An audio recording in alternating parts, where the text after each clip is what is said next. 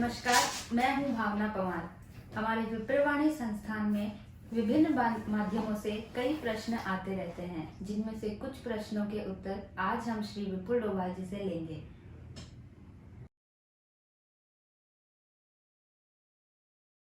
सभी को विपुल डोभाल का नमस्कार। आपके कई प्रश्नों का जिक्र मुझे मेरे सहयोगियों ने कहा कि भाई वो व्हाट्सएप के थ्रू आ रहे हैं, कुछ मैसेंजर्स पे आते हैं, कुछ मेरे फ़ोन पे डायरेक्ट भी आते हैं। तो उनमें से कुछ प्रश्न आज हम लेंगे। एक एक करके भावना जी से मैं कहूँगा कि वो मुझे एक एक करके प्रश्न पूछें, तो फिर उनकी जो भी जिज्ञासा है मैं शांत करने की कोशिश करूँगा जितना मुझे उसके बारे में पता है। आप प्रारंभ करें। तो मैं ये प्रश्न प्रारंभ करती हूँ। हमारा पहला प्रश्न है जो पूछ रहे हैं देवाशीष जी असम। उनका प्रश्न है कि अगर ये सही है कि ग्रह हमारे जीवन में दोष भी उत्पन्न करते हैं, तो हम किस प्रकार से स्वयं को उनसे ऊपर उठा सकते हैं?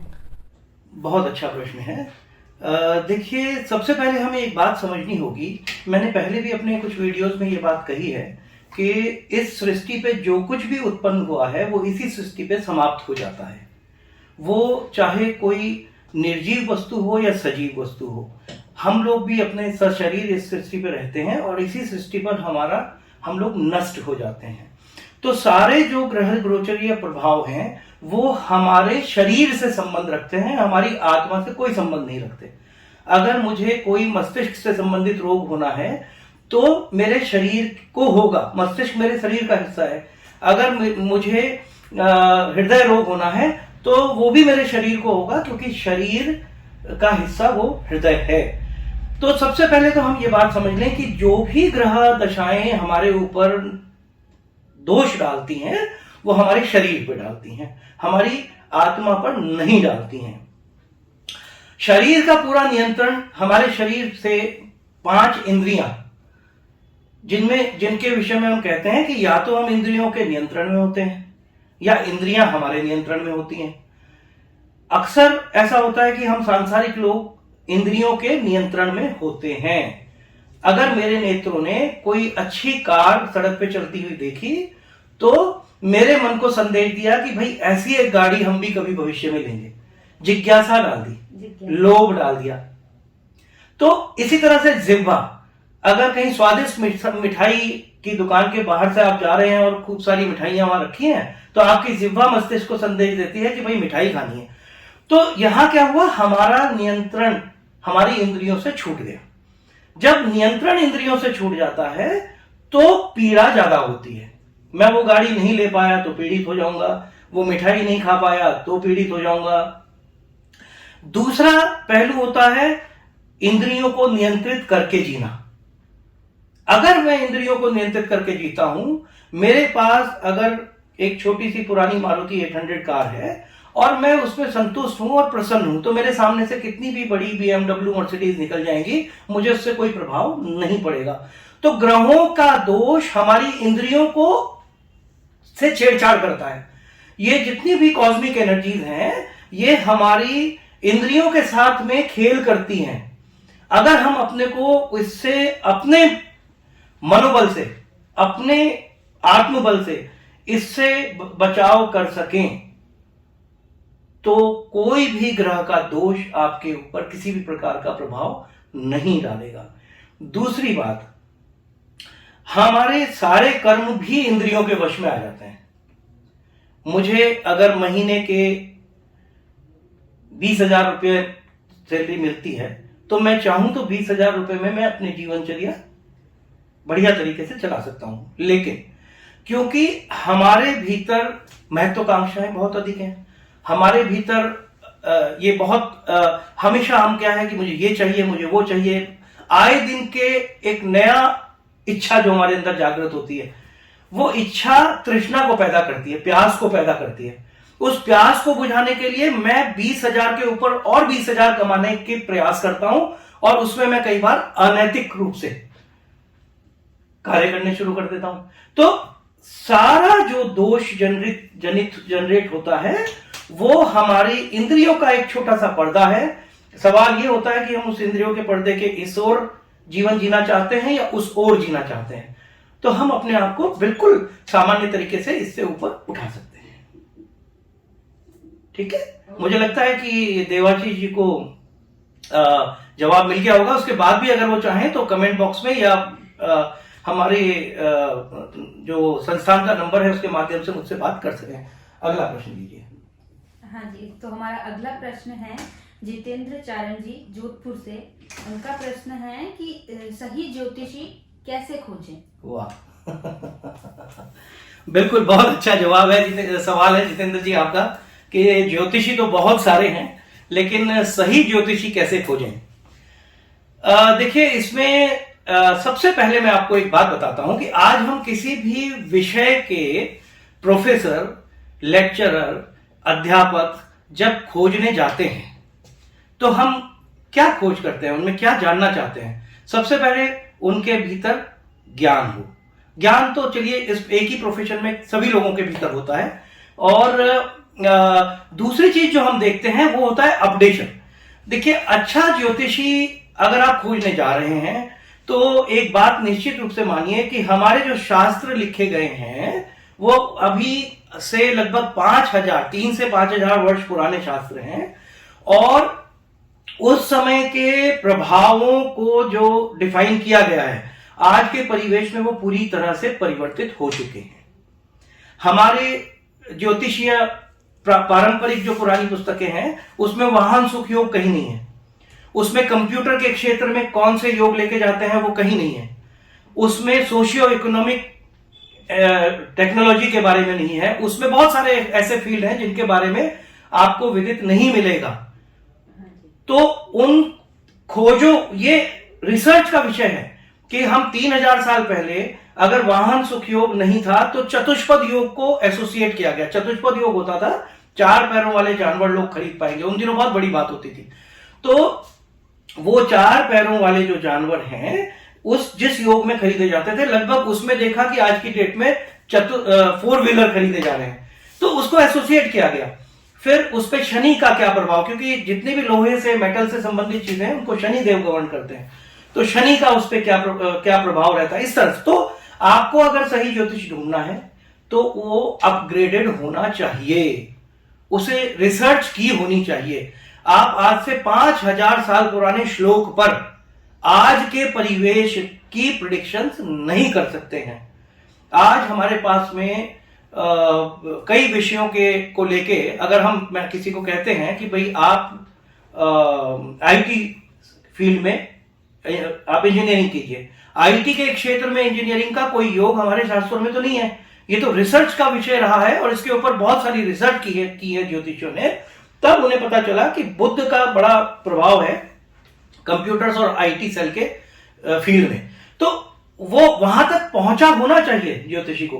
तो ये जरूर आप देखें कि एक अपडेटेड ज्योतिषी जो जिस ज्ञान के रूप में आज के परिवेश में आपको कुछ बता सके, उसी के पास से आप लोग सलाह लें तो अच्छा रहेगा। अगला प्रश्न क्या है आपका? ठीक है, हमारा तीसरा प्रश्न है डेविड जी पूछ रहे हैं केरल से। जीवन शैली में क्या परिवर्तन लाए कि बुरे ग्रहों के प्रभाव से हम बचे रहें? देखिए, बुरे ग्रहों के प्रभाव से बचने के लिए बेहतर होगा कि आप कोई परिवर्तन लाए ही नहीं अपने भीतर।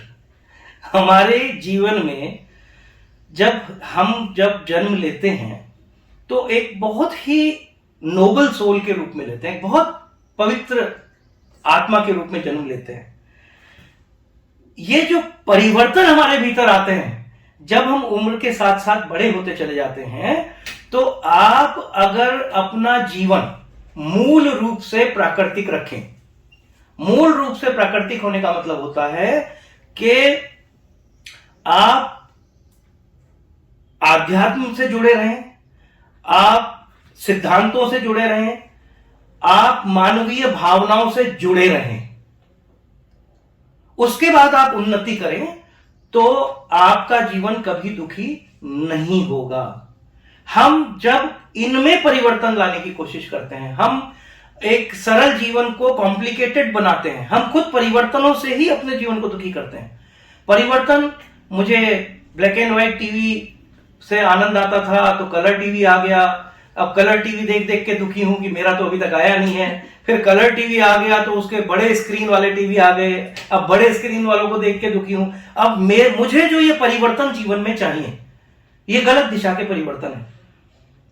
आप उन्नति कीजिए, एम्बिशियस भी रहिए, लेकिन आप अपनी आर्थिक स्थिति के अनुकूल सुविधाएं जुटाते चले जाइए। लेकिन पहले आप सुविधाओं की ओर देखते हैं और फिर आर्थिक स्थिति को अपनी कमजोर समझते हैं, यह गलत बात होती है। हमें इसलिए लाइफ में प्रोग्रेस और आपका आर्थिक संतुलन, ये दोनों चीजें जब पैरेलल उठती हैं तो आदमी हमेशा प्रसन्न होता है। आपको साइकिल खरीदने पे भी कभी वो प्रसन्नता हुई होगी जो शायद किसी को, आप ही को किसी एज में जाके मर्सिडीज कार खरीदने पे हो। फर्क कुछ नहीं है। आपको बचपन में जब पहली साइकिल आपके माता पिता ने दिलाई थी, आप उतने ही प्रसन्न थे जितना आप तब से 40 साल बाद मर्सिडीज कार खरीद के होंगे। सवाल ये होता है कि मैं अगर साइकिल हाथ में है और मर्सिडीज की लालसा लेके घूम रहा हूं तो मैं साइकिल से भी हाथ धो बैठूंगा। तो इसलिए आपको अपनी जड़ें नहीं छोड़नी है। जड़ छोड़ते ही वृक्ष सूख जाते हैं। परिवर्तन वही अच्छे होते हैं जो जड़ों से जुड़े परिवर्तन हो। तो इसको आप अच्छी तरह से इस आधार पे अगर मान के चलेंगे तो जीवन में आपके एक तो हर्ष, उत्साह हमेशा बना रहेगा, प्रसन्नता हमेशा बनी रहेगी। मैं बहुत बार एक एग्जांपल देता हूं। हम मसूरी एक बार घूमने गए थे, तो मेरे बच्चे बहुत छोटे थे, मेरे 2-3 मित्र और परिवार, हम लोग सब घूम रहे थे। तो बच्चों को हमने एक गुब्बारे वाला था जो वहां पे गैस के गुब्बारे माल रोड पे लेके एक शख्स खड़ा हुआ करता था, और वो लोग, कई लोग जानते होंगे कि वो सालों से खड़ा होता था। तो हमने छोटे छोटे 1-2-3 गुब्बारे लेके बच्चों को दे दिए, और फिर भी बच्चों को लगा नहीं और चाहिए। तो हमने उससे कहा कि भाई ये आपके जितने भी गुब्बारे हैं कितने के? तो उसने कहा कि साहब ये 250 रुपए के सारे गुब्बारे हैं जो उसने बांधे हुए थे। तो हमने उसको कहा भाई ये सारे दे दो आप। तो उससे वो सारे गुब्बारे लेके हमने, बच्चों का प्राम भी था मेरे पास में, प्रैम जो गाड़ी होती है बच्चों को चलाने की, हाँ, उसमें बांध दिए, और कुछ बच्चों के हाथ में कंगन में बांध दिए। एनीवे, उस शख्स ने वो 200 रुपए अपने माथे से लगाए, चूमे 3 बार और जेब में रखे, और वो सब चीजें समेटना शुरू कर दिया उसने। तो हमने उसको बोला कि भाई आप ये और गुब्बारे आप अब नहीं बेचोगे क्या? बोला नहीं सर, आज तो मतलब अब मैं अपने बच्चों के साथ समय बिताऊंगा। बहुत टाइम समय के बाद ऐसा हो रहा है कि मेरी 200 रुपए की 250 रुपए की कमाई हो गई है, और अब मैं घर जाके बाकी समय अपने बच्चों के साथ बिताऊंगा, उन्हें घुमाने लाऊंगा, उन्हें उनके पसंद की कोई चीज खिलाऊंगा। तो उस शख्स के अंदर जो प्रसन्नता, जो हैप्पीनेस हमने देखी, वो हैप्पीनेस मसूरी में घूमते हुए हमारे भीतर नहीं थी। तो इसका मतलब क्या हुआ कि आप जो भी आपके पास है उसमें परिवर्तन लाने की कोशिश मत करो। परिवर्तन होता है तो उसे स्वीकार करो, लेकिन परिवर्तन लाने की कोशिश हमें दुख देगी। ठीक है, अगला प्रश्न। ठीक है, हमारा अगला प्रश्न है रितु सागर जी जो जम्मू से हैं, वो पूछ रहे हैं कि हमारी ग्रह स्थिति हमारे परिवार को किस प्रकार प्रभावित करती है? बहुत बढ़िया, बहुत अच्छा सवाल है ये। देखिए, सन 1950 में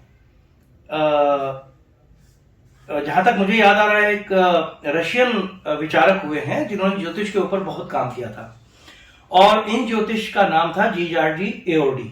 इन्होंने 2 तरह के सिद्धांत उस समय दिए थे। पहला इन्होंने दिया था कॉस्मिक केमिस्ट्री, ब्रह्म रसायन।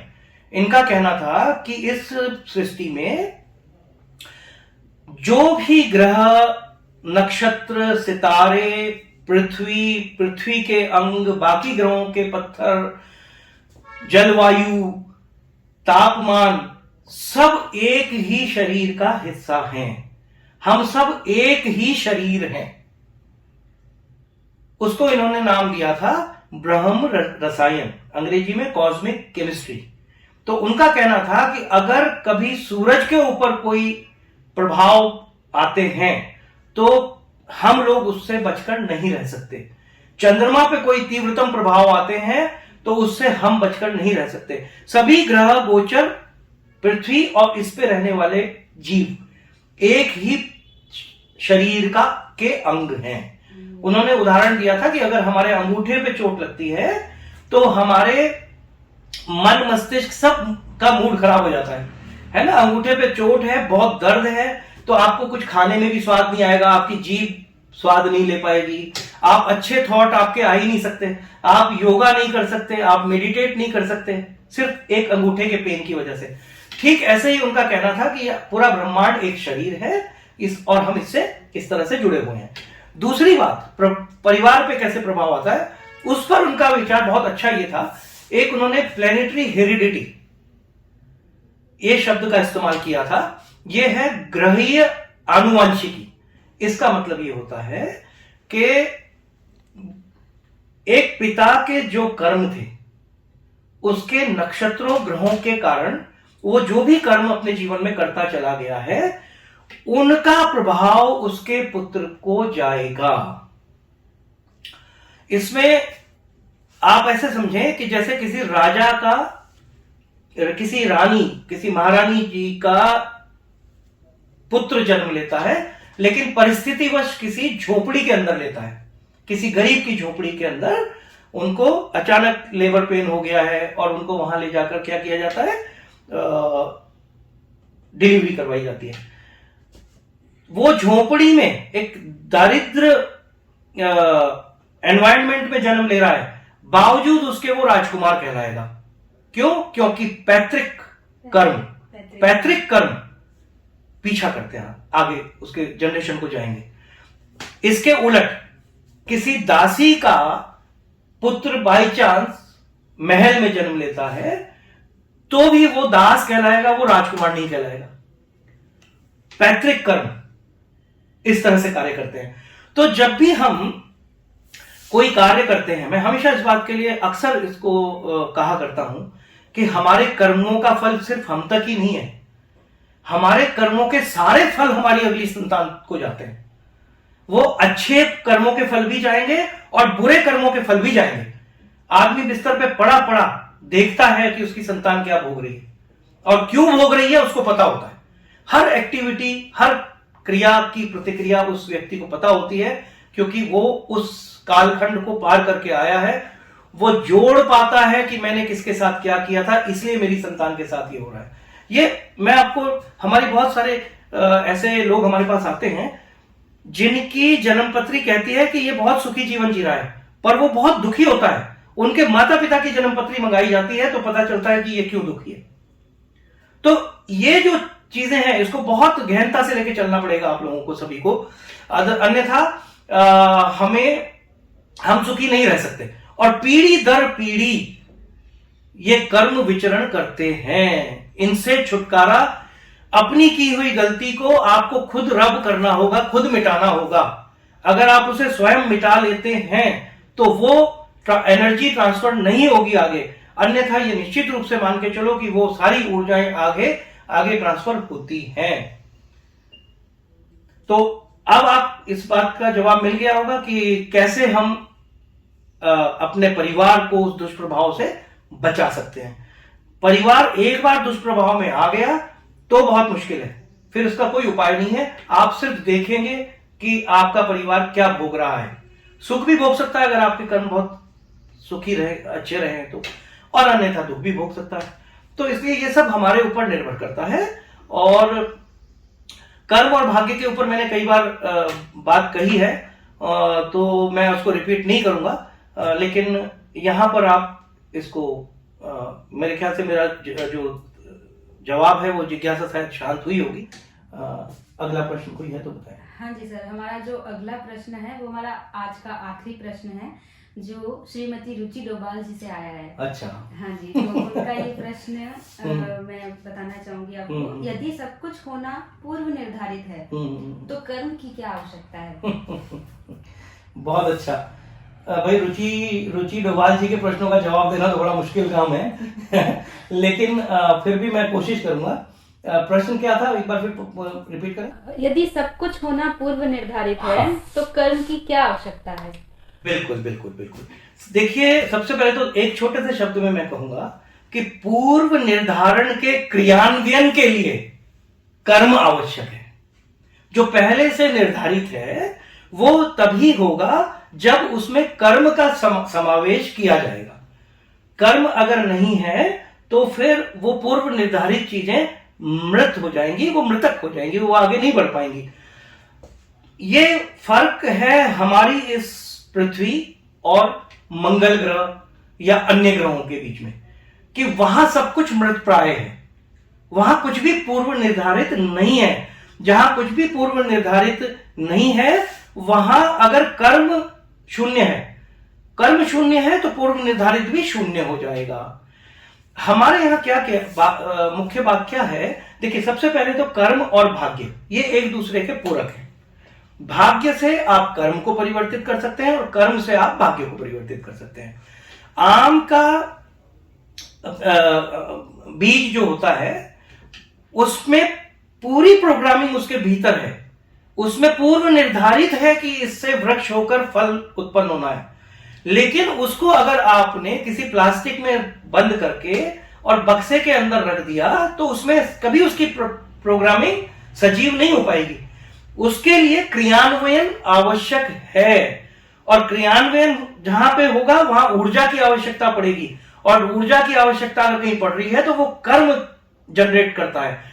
तो इसलिए जब तक आप उस आम के बीज के ऊपर कर्म नहीं करेंगे, आप उसको मिट्टी में नहीं रोपेंगे, उसके ऊपर पानी नहीं डालेंगे, उसका देख रेख नहीं करेंगे, तब तक वो फल आपको प्राप्त नहीं होगा।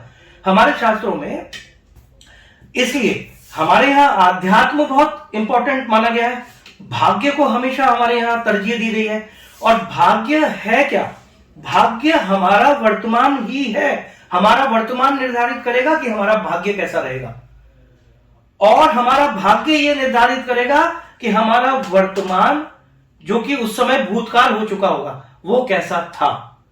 तो हमारे यहां शास्त्रों में इसलिए भाग्य को तो प्रधानता दी गई है, हमेशा दी गई है, आध्यात्म को दी गई है, भाग्य को दी गई है, हमारी अंतरात्मा, परमात्मा, इन सब चीजों का जिक्र है जो जिनको आप कर्म प्रधान नहीं कहेंगे। आत्मा स्वयं कोई कार्य नहीं कर रही है, आत्मा को ना तो पीड़ा होती है ना हर्ष होता है, तो उसे कोई भी कार्य करने की इच्छा नहीं है, सारे कार्य हमारा शरीर कर रहा है।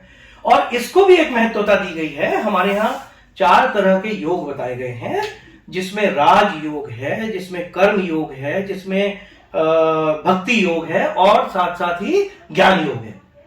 इन सब योगों का मतलब यह होता है कि राजयोग मतलब जिम्मेदारी बौरो करना। आपने जन्म ले लिया, अब पीछे आपके माता पिता हैं जिन्होंने आपको इस पृथ्वी पे जन्म दिया है, उनके प्रति आपके कर्तव्य, जिम्मेदारियां। दूसरा, आपकी संतान, आपने विवाह किया, आपकी संतान के प्रति आपकी जिम्मेदारी, और साथ ही साथ इस वनस्पति जगत के प्रति, नदियों के प्रति, इस प्राकृतिक सारी सृष्टि के प्रति आपकी क्या जिम्मेदारी है, उसको कहा गया राजयोग। वो करना होगा, वो करना होगा। पूर्व निर्धारित सब कुछ है।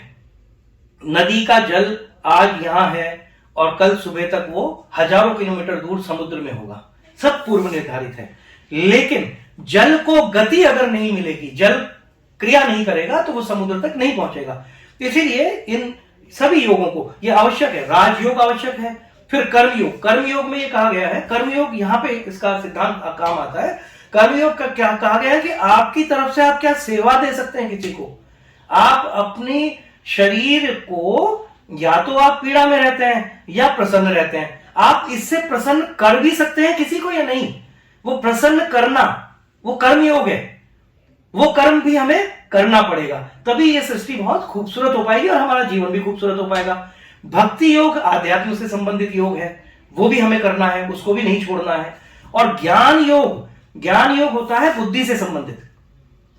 हमारी बुद्धि, अगर हम किसी बच्चे को एक कमरे में बंद करके उसको वहां खाना वाना देते रहिए और 15-20 साल बाद उसे बाहर निकालिए, तो वो एक जीव जंतु की तरह जीवन जिएगा, वो किसी दूसरे जानवर की तरह जीवन जिएगा, क्योंकि उसकी बुद्धि का तो बल बढ़ा ही नहीं है। तो बुद्धि योग को बहुत महत्व दिया गया है। आप देखिए, अधिकांशतः जिन भी क्षेत्रों में इतिहास में जहां भी युद्ध हुए हैं, बुद्धि बल की कमी से युद्ध हुए हैं। एक शख्स की बुद्धि तीव्र हो जाती है और वो सारे बुद्धिहीन लोगों पर राज करता है और उनसे जैसा चाहे वैसा कर्म वो करवाता चला जाता है।